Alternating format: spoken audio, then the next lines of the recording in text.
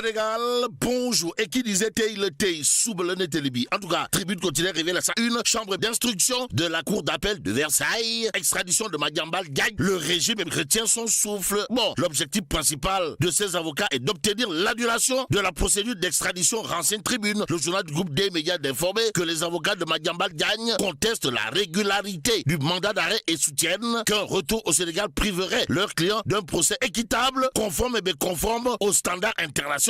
Actualité nationale avec justement l'observateur L'Obs qui indique à ça une tribunal judiciaire de Versailles. Madiambal gagne face à son destin. Bon, ce que les avocats du patron du groupe Avenir Communication envisagent après le délibéré prévu ce jour. Ce jour, il est question pour l'observateur L'Obs d'expliquer pourquoi Madiambal Diagne est tenu de se présenter au tribunal ce matin. Ce matin, le quotidien de révéler en tout cas délibéré du mandat d'arrêt international. Madiambal Diagne, un passager sur Versailles. Bon, la chambre d'instruction vide son dossier aujourd'hui, indique toujours le quotidien.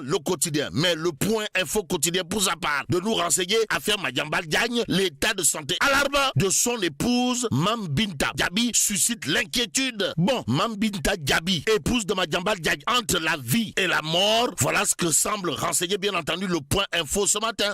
L'évidence quotidienne de s'intéresser à un dossier des 31 milliards de francs CFA. En tout cas, les minutes de l'audition de Biram Ngom. C'est le titre qui barre la une de l'évidence. Le journal de révéler le frère de Farba Ngom dément toute implication dans les sociétés familiales. Bon, le journal Les Échos, pour sa part, de nous apprendre inculpé et placé sous bracelet électronique dans l'affaire des 125 milliards. Le frère de Farba Ngom, botte en touche. Biram Ngom dit n'être au courant de rien et absolument rien. Renseigne Les Échos, écho favorable ou pas. Bon, le journal de nous apprendre une audition éclair au cabinet du juge d'instruction du pôle judiciaire financier. Et pendant ce temps, le peuple quotidien de révéler en exclusivité, s'il vous plaît, l'enquête sur la détention arbitraire de Farba Ngom, Moustapha Diop et compagnie. En tout cas, le rapport de l'expert de l'ONU accable totalement, pour ne pas dire complètement et voire carrément le régime PASTEF. Détoile, waouh. Bon, l'exclusif quotidien de révéler la détention de Moustapha Diop, Amadou Mansour Faye et Farba Ngom ne sont pas, alors là, pas du tout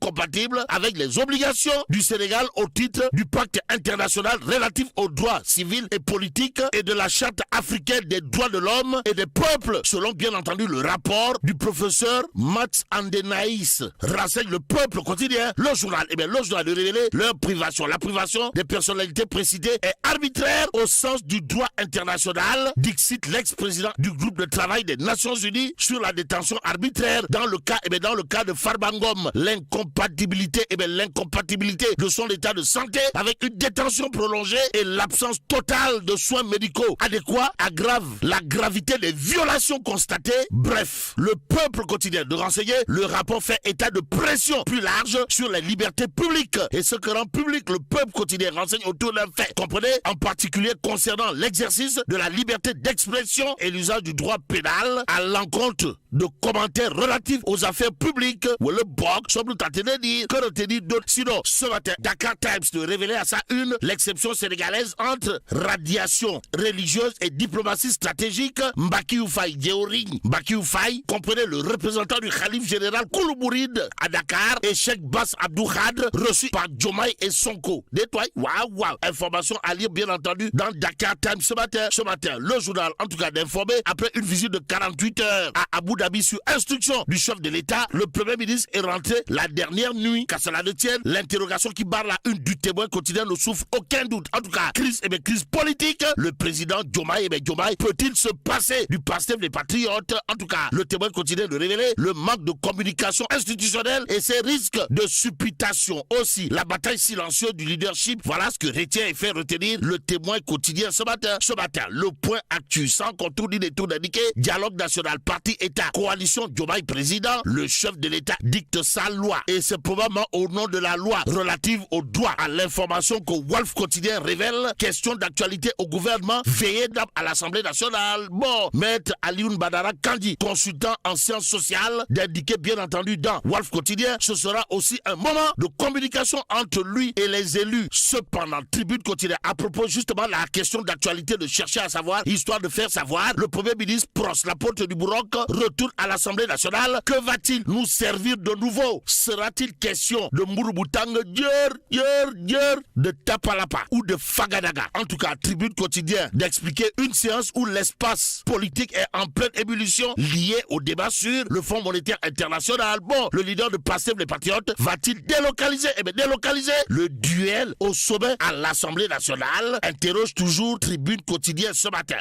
Le journal du groupe des médias, en tout cas, de noter une plénière qui va retenir toutes les attentions à l'attention de l'opinion publique. Tribune Quotidien de nous livrer un droit de réponse. Et là, c'est Arta. Eh bien, Arta qui exige Rakintak, Taf et Gori, la suspension de toute modification du plan d'aménagement initial tant que les obligations de 2008 ne sont pas, alors là, pas du tout respectées. Et c'est avec beaucoup de respect que Pape Moussa Traoré, mon confrère de Tribune Quotidien, dans son article explique en réaction aux déclarations de Cheikh Amar et à la plainte déposée contre le président de l'association des résidents de Touba Al-Madi, en abrégé Arta, la dite association à travers un communiqué a apporté des précisions par rapport aux récentes déclarations publiques de Cheikh Amar et de sa femme relatives à l'affaire d'accaparement foncier au sein de la cité Touba Al-Madi, renseigne toujours Tribune. Le journal du groupe DB, toujours sous la plume de Pape Moussa Traoré de renseigner le différend en cours oppose Cheikh Amar à l'ensemble des résidents représentés par l'association qui agit au nom et pour le compte de tous les résidents. En conséquence, la plainte déposée par Cheikh Amar contre le président de l'association est mal dirigée. Les actions menées par l'ARTA revêtent un caractère collégial et ont pour objectif unique la protection des espaces publics et du cadre de vie des habitants de la cité Touba Al-Madi. Par ailleurs, contrairement à ce qu'affirme Cheikh Amar dans son communiqué, aucune décision n'a été rendue à ce jour par la Cour des comptes dans cette affaire, renseigne bien entendu le communiqué à lire dans Tribune Quotidien ce matin. L'autre journal qui s'intéresse à cette actualité, c'est En Relief Quotidien. Le journal, en tout cas, d'indiquer cité Touba Al-Madi, Ouakam, conflit foncier. Arta dénonce une tentative d'intimidation de Cheikh Amar et rappelle les irrégularités du projet. En entendant de savoir, mais c'est quoi le projet de Cheikh Amar? Eh bien, le point actu de revenir, histoire de nous parler de la présidentielle en Guinée-Bissau. Et là, rien et absolument rien n'est encore joué, informe le point actu. Le journal, en tout cas, de retenir résultat provisoire attendu jeudi. Bon, Mounirou Conté du directoire de campagne de Fernando Dias, opposition, revendique la victoire au premier tour, mais reconnaît une lourde défaite au Gabou face à Umaru Sissoko Embalo. En d'autres termes, Umaru Sissoko Embalo n'a pas encore, alors là, pas du tout encore gagné la présidentielle en Guinée-Bissau, si on en croit bien entendu le point actu ce matin. Et là, bon, que Dieu préserve la Guinée-Bissau.